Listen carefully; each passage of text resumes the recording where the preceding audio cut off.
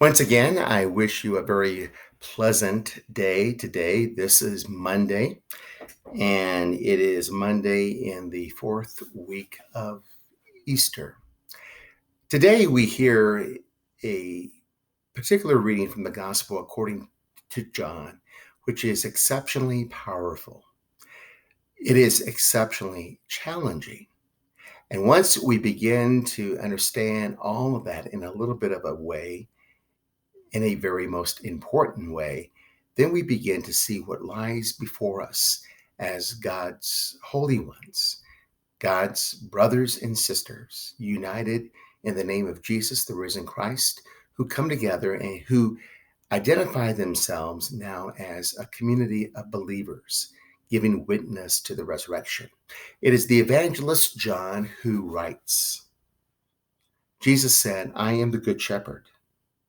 A good shepherd lays down his life for the sheep. A hired man who is not a shepherd and whose sheep are not his own sees a wolf coming and leaves the sheep and runs away. And the wolf catches and scatters them. This is because he works for pay and has no concern for the sheep. I am the good shepherd, and I know mine, and mine know me, just as the Father knows me, and I know the Father. And I will lay down my life for the sheep. I have other sheep that do not belong to this fold. These also I must lead, and they will hear my voice, and there will be one flock, one shepherd. This is why the Father loves me, because I lay down my life in order to take it up again. No one takes it up for me, but I lay it down on my own. I have power to lay it down and power to take it up again.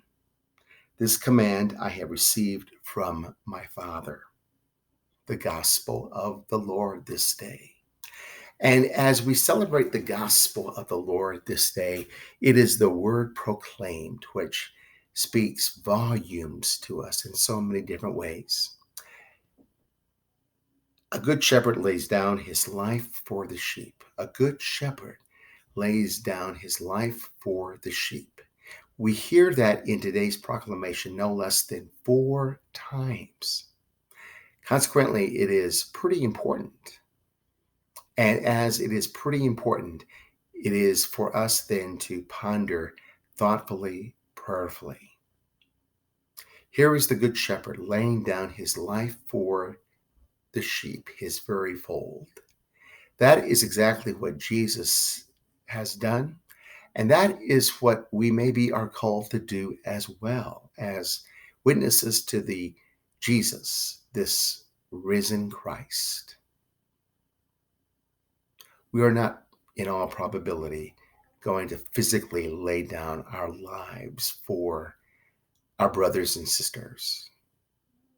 But what we must do is recover, even renew a spirit of sacrifice.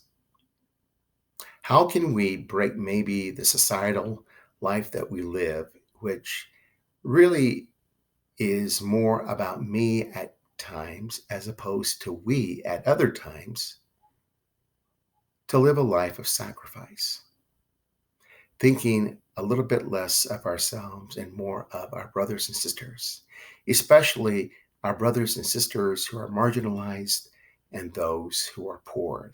Throughout this global crisis, namely this pandemic, I believe we are invited and encouraged to sacrifice, to lay down our life for our brothers and sisters in this community of faith, St. Patrick's, St. Joseph's, but also the community of faith that surrounds us.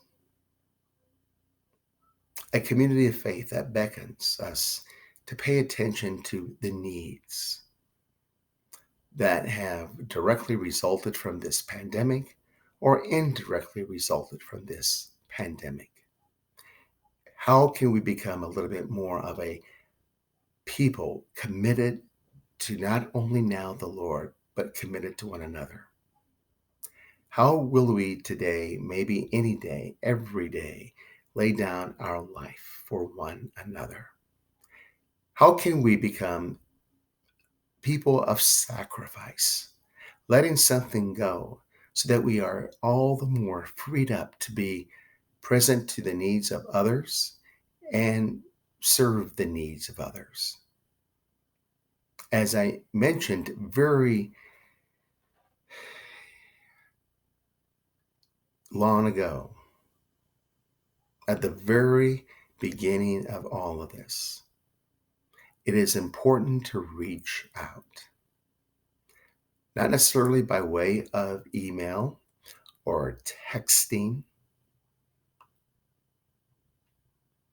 but by way of maybe personally attaching ourselves in relationship to our brothers and sisters who feel especially alienated and lonely throughout this time. Give them a call, drop them a note, write them a letter. How do we sacrifice, not only in terms of helping others to become a little bit better in the light of all of this, but how do we sacrifice in the spirit of Christian stewardship, our talent, our time, and our treasure, in order that we may all the more be brought together as God's community here on earth, giving witness to the glory and to the power of the resurrection? This is a very powerful gospel. It is a very challenging gospel. Jesus thought less of himself and more of others. We must think less of ourselves and more of others. Certainly not only in the way that we respond to the needs of our brothers and sisters in this pandemic, but even beyond it. How can we give a little bit of ourselves as stewards of all of God's blessings and gifts in such a way that we accept the mission of Jesus, who calls us to be witnesses to the resurrection, witnesses of hope? Make it a great day, make it a beautiful day, and we will see you tomorrow.